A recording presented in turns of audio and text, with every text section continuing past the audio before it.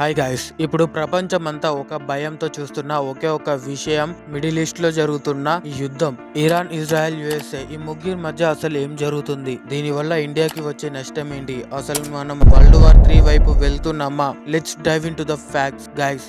ఇలాంటి sensitive informative వీడియోల కోసం మన లైఫోగ్రఫీ ఛానల్ ని సబ్స్క్రైబ్ చేసుకోండి. ఈ వీడియో పూర్తిగా చూడండి గైస్. పక్కా మీకు వర్త్ అనిపిస్తేనే లైక్ కొట్టండి, కానీ పక్కా సబ్స్క్రైబ్ అయితే చేసుకోండి. I will do my level best. యుద్ధం ఎలా స్టార్ట్ అయింది? ఈ యుద్ధం ఇప్పుడు స్టార్ట్ అయింది అయితే కాదు. ఇది దశాబ్దాలుగా సాగుతున్న ఒక షాడో వార్. కానీ రీసెంట్ గా కొన్ని ఇన్సిడెంట్స్ లైక్ కాన్సులేట్ అటాక్స్, రిలేచియరీ స్ట్రైక్స్ వల్ల ఇది ఓపెన్ వార్ గా మారింది. ఒకరి మీద ఒకరు డైరెక్ట్ గా మిసైల్ అటాక్స్ చేసుకునే దాకా వెళ్ళింది. డీప్ గా చెప్పాలి అంటే గాయస్, ఇది జస్ట్ వార్ కాదు, ఇది ఒక ప్రెస్టేజ్ ఇష్యూ అని చెప్పొచ్చు. వరల్డ్ వార్ 2 తర్వాత ప్రపంచం అమెరికా చేతుల్లోకి వచ్చింది. అంటే top 1 countries in the world అన్నట్టు. మిడిల్ ఈస్ట్ లతో US middle east oil business service మొత్తం అమెరికన్ డాలర్స్ కరెన్సీతో చేయాలి. దానికి బదులు యుఎస్ఏ మిడిల్ ఈస్ట్ దేశాలకు సెక్యూర్ ఇస్తుంది అని డీలింగ్ ఉంది. అయితే ఇరాన్ మాత్రం ఇలా కాదు. 1979 లో ఖమేనీ పవర్ లోకి వచ్చాక బయట వాళ్ళు మన రిసోర్సెస్ ని కంట్రోల్ చేయడానికి వీలు లేదని చెప్పింది. ఇది యుఎస్ కి నచ్చలేదు. ఇరాన్ న్యూక్లియర్ ప్రోగ్రామ్ మీద పనిచేస్తూ తన ఆర్మీ వింగ్ ని ఇంకా బలంగా మార్చుకుంటుంది. ఇక్కడ ఇజ్రాయెల్ ఎంట్రీ ఇస్తుంది. ఇరాన్ న్యూక్లియర్ మీద వర్క్ చేయడంతో ఇలా స్టేట్మెంట్ ఇస్తుంది. గల్ఫ్ ప్లేసెస్ లో న్యూక్లియర్ ఇంకా ఆర్మీ మీద సుపీరియారిటీ ఉండాలి అని ఇజ్రాయెల్ స్టేట్మెంట్ అయితే ఇచ్చింది. ఒకవేళ ఇరాన్ కి కూడా న్యూక్లియర్ పవర్ వస్తే ఇజ్రాయెల్ ఉనికికి డేంజర్ అని చెప్పేసి ఇజ్రాయెల్ అంచనా. ఇది అంచనా మాత్రమే కాదు, ద బ్లైండ్ స్టేట్మెంట్. ఎప్పటి నుండో యుఎస్ ఇంకా ఇజ్రాయెల్ ఇరాన్ ని అడ్డుకోవాలని ప్రయత్నం చేస్తూనే ఉంటాయి. The motive in the other side. Iran, Israel, USA వీళ్ళ మోటివ్స్ ఏంటి? ముందుగా చెప్పిన మోటివ్ ఒక సైడ్ అయితే ఇప్పుడు చెప్పబోయే మోటివ్ ఇంకో సైడ్.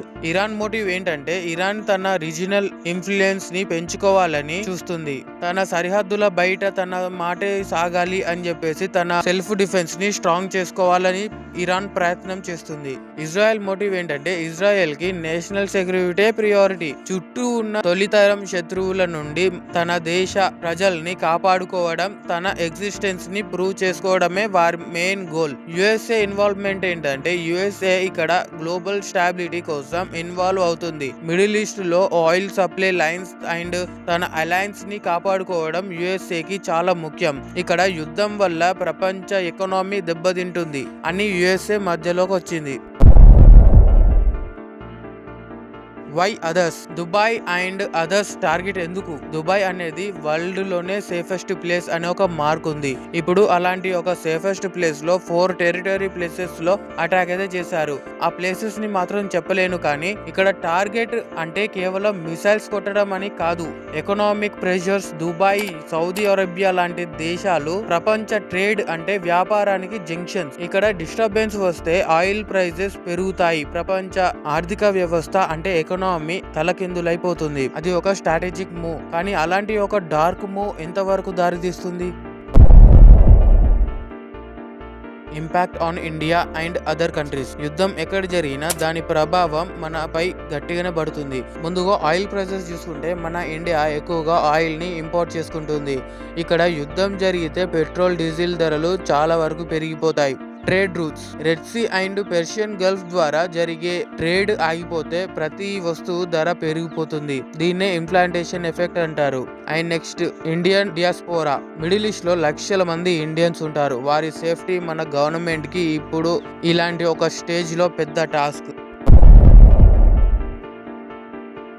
ద వరల్డ్ వార్ 3 తప్పదా? ఇప్పటికిప్పుడు వరల్డ్ వార్ 3 వచ్చేస్తుంది అని భయపడాల్సిన అవసరం లేదు. ఎందుకంటే ప్రపంచ దేశాలు ఇంక్లూడింగ్ ఇండియా డిప్లొమాసీ ద్వారా దీన్ని ఆపాలి అనే చూస్తాయి. ఎవ్వరికి కూడా పూర్తి స్థాయి యుద్ధం ఇష్టం లేదు. ఎందుకంటే ఇందులో గెలుపు ఎవరిది కాదు, కేవలం నష్టం మాత్రమే ఉంటుంది. ప్రపంచంలో ఎంత టర్బులెన్స్ ఉన్నా ఇండియా లాంటి దేశాలు మాత్రమే ఎప్పుడు పీస్ మేకర్స్ గా నిలుస్తాయి. War is not a solution, dialogue is the key అని మన వాయిస్ ని గట్టిగా వినిపిస్తున్నాం. Let's hope for a peace world. ఈ వీడియో ఇక్కడ దాకా చూసారంటే పక్కా వర్త్ అని అనుకుంటున్నా.